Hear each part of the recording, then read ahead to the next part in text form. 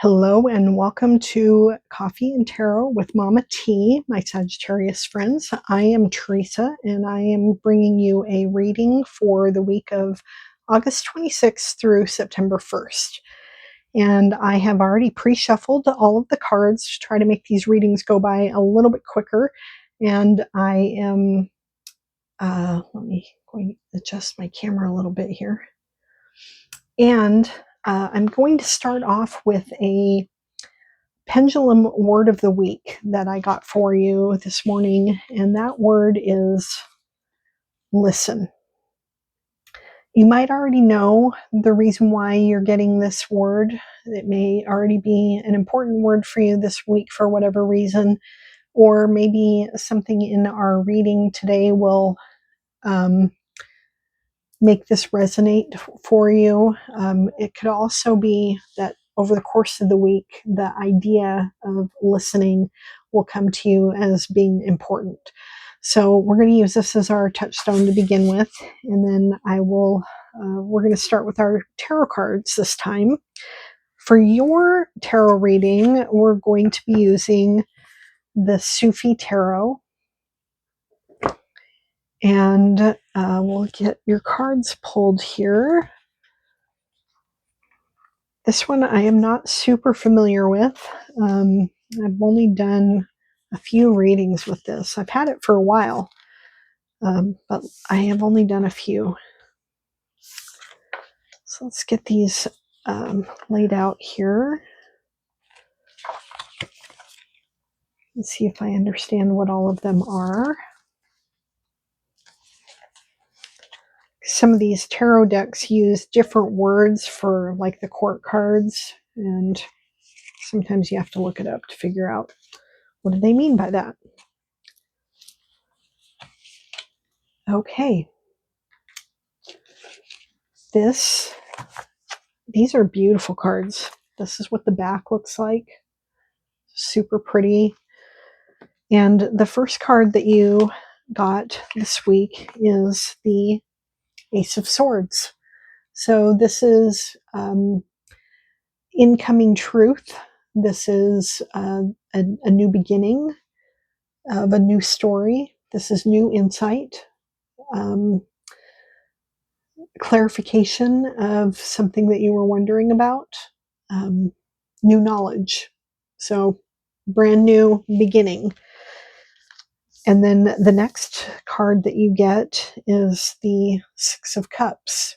Now the Six of Cups, and you can see it here too. Yeah, what a beautiful card. The Six of Cups is often called the nostalgia card, or it's one of the few cards in the tarot deck that shows children in it. And here you can see this woman, her heart is full with these six cups coming to her from her memories, and she sees this is either a memory of her or somebody close to her dancing, and just the idea of it is filling her with gratitude and nostalgia and love. So, and it captures the idea of the Six of Cups very well. So you may have moments this week where nostalgia is important to you, where you're reflecting on the past, or you are spending time with family and children in your family and passing on stories from your own childhood. And the next cup that we get is another card of family. This is the Ten of Pentacles. And the Ten of Pentacles represents abundance and familial wealth. It represents inheritance, but it does also represent this whole idea of a happy family. They have worked hard and have accumulated much, and they are grateful for it, and they love to spend time together enjoying the fruits of their labors. And so that may be with Labor Day coming up. Maybe you have some family gatherings coming up that will be,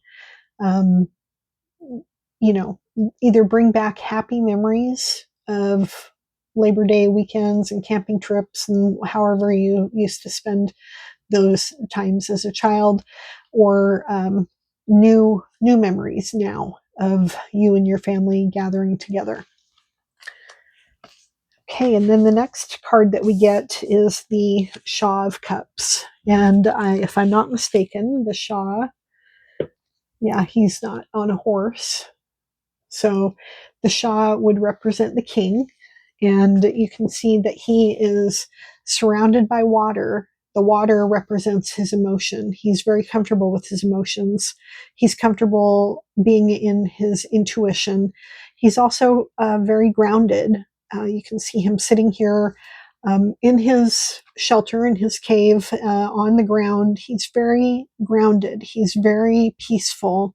And he is in very much in tune with his emotions, and is happy to share that wisdom with others around him. He's patient and kind.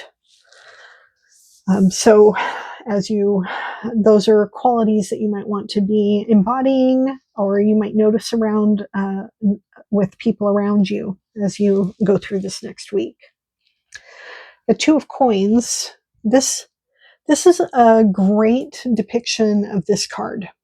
So the card is, it's often called like the juggling card or the balance card. It's a card about, balancing things, but it also is very much about joy and having fun with your working. You have a lot that you have to manage, but you're having fun too. And this is a beautiful depiction of that card, where you can see this person is making music and dancing, keeping these drums in balance while they are enjoying themselves. So I love that card. That might be my very favorite Two of Pentacles card I've ever seen. Okay, the next card we have is the Eight of Swords. The Eight of Swords is a card that a lot of the readings that I've done this week have gotten this card. This is about a self-imposed mental prison. You can see this woman is behind these 8 swords. They represent like the prison of her own thoughts. She has a blindfold on. In many cards, other decks, she's depicted as being handcuffed or hands bound at the same time as being blindfolded. Nobody is guarding her, though. She can get out of this mental prison at any time. This is self-imposed. She's built up some kind of worry in her mind to the point of it feeling like it is holding her back. But she has the power within her to set herself free at any point. And then your final card of the week is, I don't know how it's pronounced, Maut. It's death. This is the death card, I believe. Let me just double check, because some decks take a different number. Yeah, it's death. So basically but when you look at it, it's a beautiful card. You see the light emanating from behind him. There's the white robe. A lot of death cards have a white horse. Death is riding in, cloaked in black, but on a white horse. And the whiteness represents a new birth. And all of this light coming through here, it's not just about walking toward the light, like they tell you when you're, going through a dying phase, like a literal dying phase, but it's about the new birth that is about to emerge. The death card represents more of a transition from one phase of life to another. And it is a radical transformation. It's something very noticeable, but this is something that you could either be prepared for or watching for, or you may experience by the end of the week or at some point during the course of this week. So let's get a clarifying card from another deck just to kind of wrap everything up. And you get the High Priestess. So the High Priestess Um, she is the she is intuition embodied. She's very much in tune with the spirit, with heaven, um, with her inner guidance. She's in tune with her emotions. She's psychic. She gets direct downloads from spirit. She doesn't need anything above her to tell her what's going on. So she is like the divine goddess. And so the message here on this one is to trust your intuition as you're going about your week, and that the word listen came up for you. It's not a mistake that that word was given to you. Listen to your intuition. Okay, so we are going to pull some oracle cards now and see if how they fit into all of this. And the first oracle we're going to use is from the Personal Predictions deck by Trish James. And the card that you get is Treat Yourself. I like that card, considering, we have a holiday coming up at the end of the week. So treat yourself. I'm looking through the other cards here.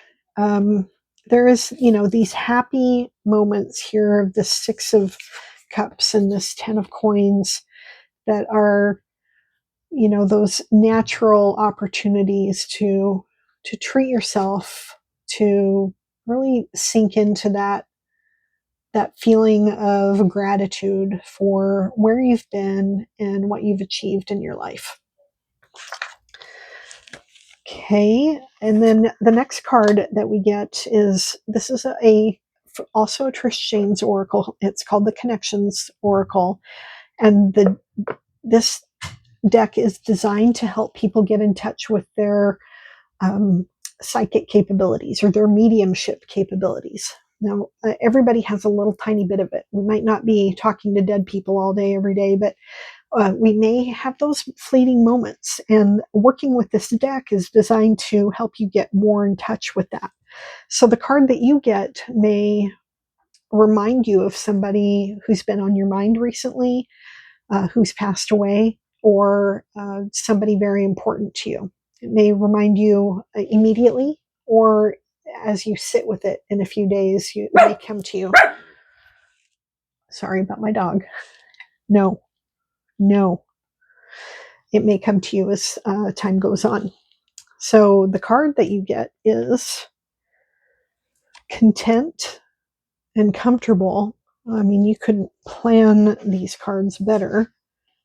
That ten of coins and the Shah of Cups. I love this. Content and comfortable, and then the medium message is neck and throat. So the whoever is on the other side could be asking you to recognize that your contentness and your comfortableness in your life. Sometimes those things escape our notice because we're wrapped up in other things. They may be asking you, hey, pay attention. Look at all of the things that you have achieved, and look at all of the abundance that is surrounding you. Or they could be giving you the message, I'm content and comfortable here on the other side. Don't worry about me. That might be the message that you're getting. And then the neck and throat message could be a message that they're asking you to pay attention to any throat symptoms that you might be having, or there may be somebody in your life who has been complaining about neck or throat issues, and your person on the other side is saying, hey, pay attention to that. Take it as it resonates, and if something comes to you on that, I would love to hear that story. All right, the next card that we have for you is from a deck that I would never pick in a million years. I don't even know why I picked it, other than um, I mean, this is called the Oracle of the Mythic Heroes, and I don't know anything about the Mythic Heroes. I didn't pay attention in school at all. It never interested me one bit. Other than the fact that I have been feeling like nobody's coming to save us. We have to save ourselves. We have to be our own heroes. And so I wanted to have a deck that kind of captured that sense of, you know, of a hero coming to save us. So this is the one I selected, and we'll see what card you get. You get Chiron, knowledge. Oh, I love this. So Chiron, I do know something about Chiron. So let's go ahead and have a look at the book here. Chiron is a centaur, and is in the, so let's see, 27. Let me get this pulled up here. Is in your sign, is the third decan of your sign. This has only happened to Scorpio. Everybody else got somebody from a different sign. And Chiron, it was, full of knowledge and wisdom. He mentored many heroes and taught them many things. And he was the son of Titan Cronus, father of the gods, and the Oceanid Philyra. I'm probably slaughtering all these names.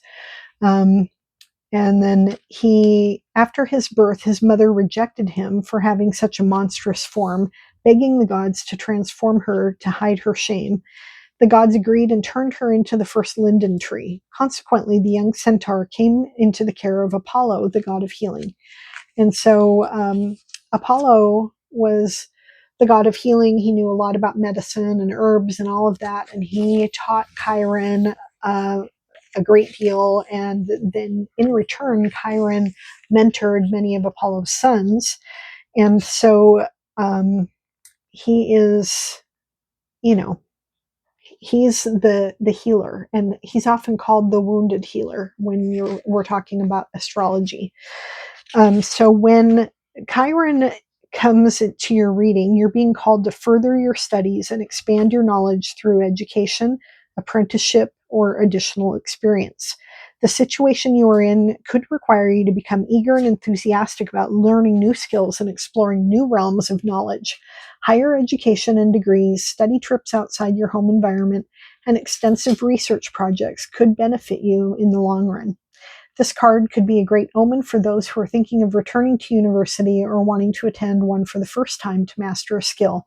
Or got a little bug flying around must be from my plants over here. Remember, Chiron could be asking you to muster up the courage to share, teach, and spread the knowledge that you already have with others. Chiron was not only studious himself, but generously shared and disseminated his wisdom with countless heroes of Greece, giving him the reputation of the greatest and wisest centaur in history. This is the time to awaken the ultimate teacher inside of you so you may enlighten the collective. Writing books, being a public speaker or influencer on social media, or taking up a tutoring job to educate the young could all open new doors. Trust your inner voice to let the hunger for knowledge carry you toward new opportunities for positive transformation. So yeah, I love that. So listening and learning go hand in hand, and that intuition also fits right in with higher learning. Okay, your final oracle for the week is from the Dreamweaver's Oracle. And the card that you get is If the River Flows This Way. All right. So if the river flows this way, that is number 4. So watch for that number as the week goes on. The key words on this card are the importance of going with the flow, feeling the sense of being one with the currents of life, and excuse me, trusting you will never drown as your destiny wants you to go this way. The flow state is a way of surrendering and trusting to the benevolent forces of life. It's surprising that we don't spend more time here, as it is an amazing creative place to be, magical and peaceful, yet brimming with potential. Flow is a state that's readily accessible through any activity that captures your effortless focus, such as meditation, dancing, painting, or even taking a shower. This card here looks like it is capturing that state of flow. And getting into that deep knowledge and learning, that also puts you in a state of flow. So I love that. Okay. Um, right now, you're being invited and guided to go with the flow, to allow the currents of life to move you forward. You don't need to struggle, to plan or strategize, to resist or push. This is not about effort. This magical river knows where it's going and where you fit into its plan. Allowing and surrendering is what's called for now. No matter if the water becomes choppy or feels like it's carrying you away, you will not drown. Go with the flow. And on that note, I'm going to wish you well. I hope you have a wonderful week. Thank you for joining me, and I hope to see you in my next reading. Bye now. Be well.